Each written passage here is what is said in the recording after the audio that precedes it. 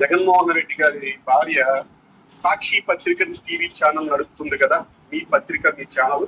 ఆవిడికి తెలియదు, ఆవిడేమో లోటస్ పాండ్ లో ఉండి ఆ సాక్షిని భారతదేశం మేడం చూసుకుంటుంది. ఇక్కడ ఆంధ్రప్రదేశ్ రాష్ట్రంలో నువ్వు ఉండవు, మీ నాయకుడు ఉండడు, మీ నాయకుడు భార్య సాక్షి ఓనరు భారతిరెడ్డి ఉండదు. అంటే కుక్కలు కొద్దిగా వాసన పడతాయి భయ్య. నువ్వేమైనా కుక్కవా?